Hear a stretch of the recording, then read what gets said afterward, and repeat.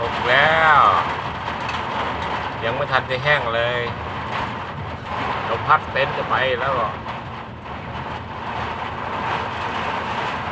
ลมแรงจังไง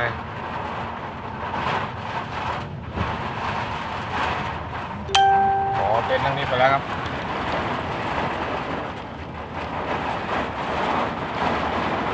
เต็นท์ทั้งนี้ลมไปแล้ว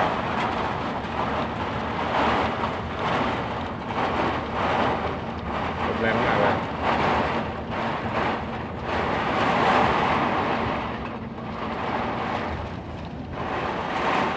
พายุเข้าอ่ะ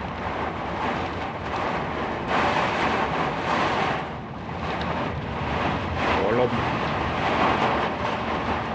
หมดเต็นท์ไปแล้วครับเต็นท์ไปแล้วครับอีกหลังหนึ่งครับเต็นท์ที่ออฟฟิศครับโอ้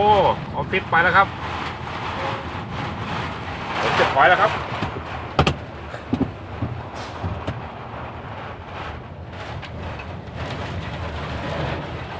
ไอ้กี้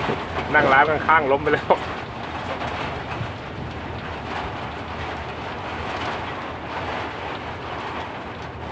ล้มไปแล้วครับนั่งร้านล้มไปแล้ว2 หลัง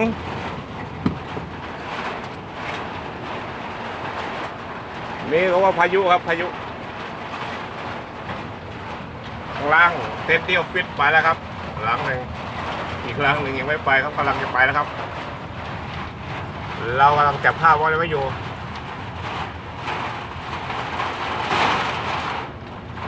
น่ากลัวไม่รอดครับ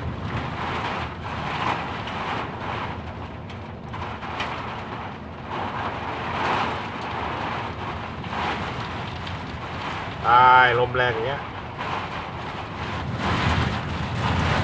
โหลมน่ากลัวมากครับ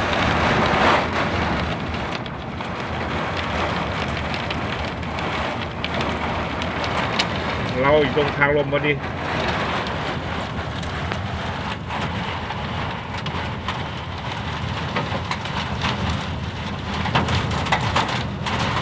น่ากลัวลูกเก็บลงด้วย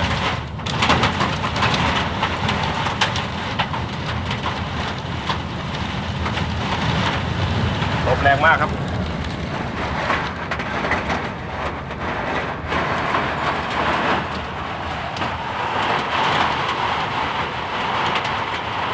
เป็นพายุแบบนั่นเลยมีลูกเห็บลงด้วยครับ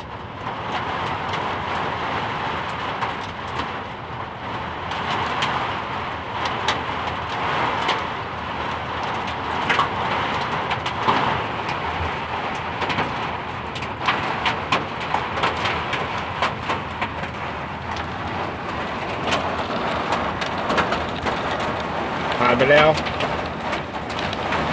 3 นาทีที่มันพึกไว้นี่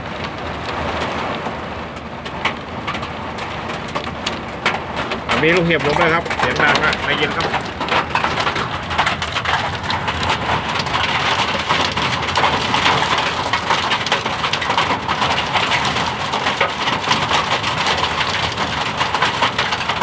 มาจอดรถข้างล่างเลยเรียบร้อยเลยหนีมาจอดข้างบนนะไปโค้งนั่งร้านล้มทับเนี่ยถ้าไปจอดข้างล่าง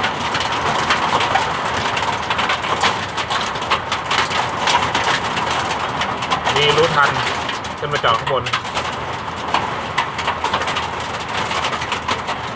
จำภาพตอนเป็นออฟฟิศไปไม่ได้